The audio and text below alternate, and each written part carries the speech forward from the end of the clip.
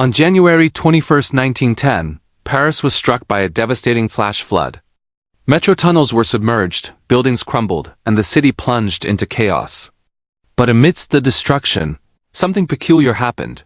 Nearly every clock across Paris stopped at exactly 10:50 a.m., as if time itself had frozen. These weren't ordinary clocks.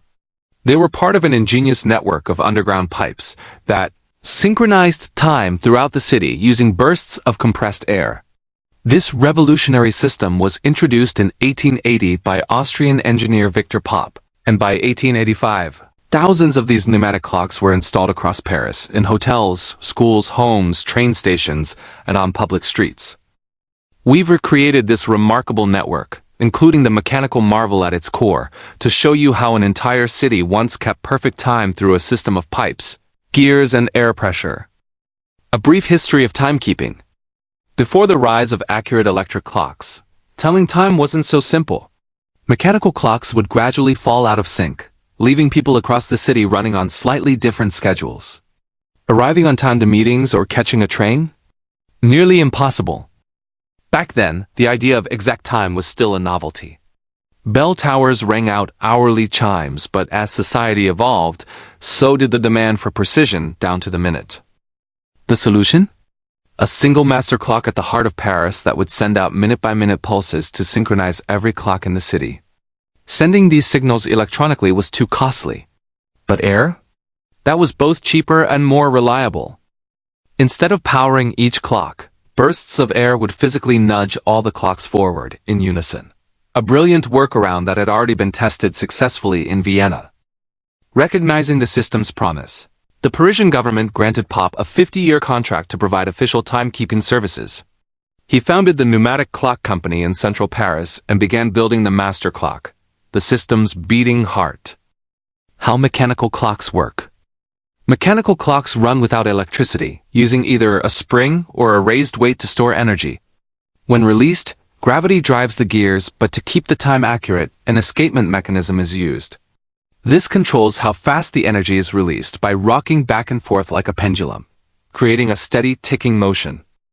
By fine-tuning the pendulum's length and using high-ratio gear trains, the energy can be stretched over several days, even an entire week, without needing to rewind the clock. The Master Clock of Paris.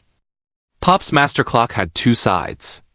On the left was a traditional pendulum clock to keep standard time, hours, minutes, seconds.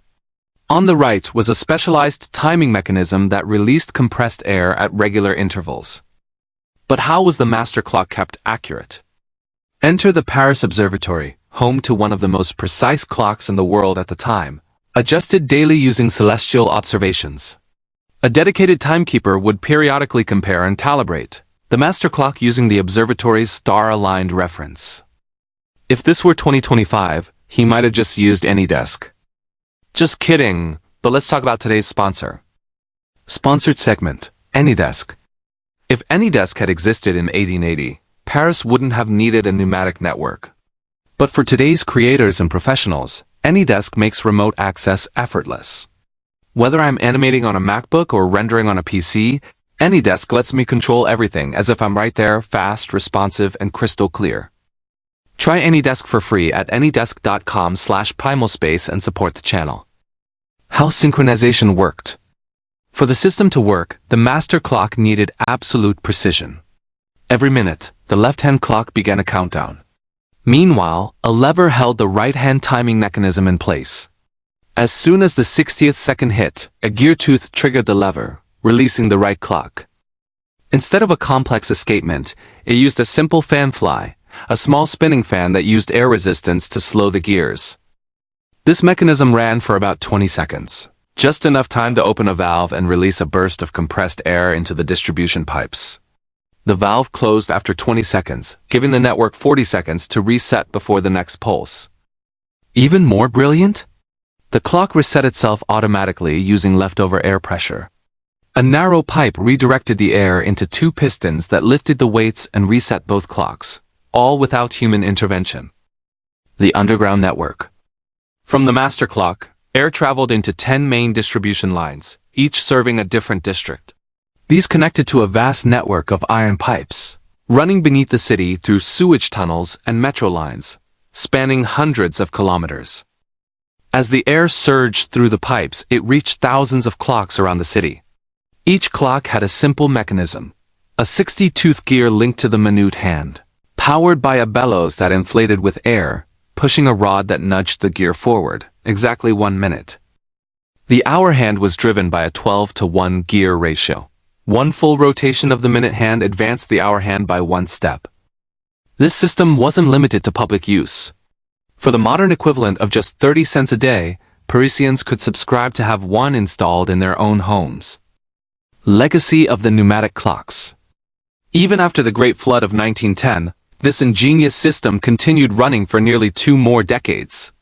It was finally retired in 1927 as electric clocks became accurate and affordable enough to replace it.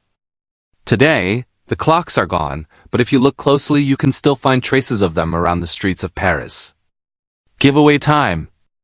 Congratulations to Ethan, winner of our last giveaway.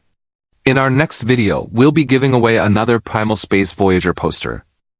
To enter, like this video, leave a comment telling us what you think about the pneumatic clock system and sign up through the link below. Thanks for watching, and I'll see you in the next video.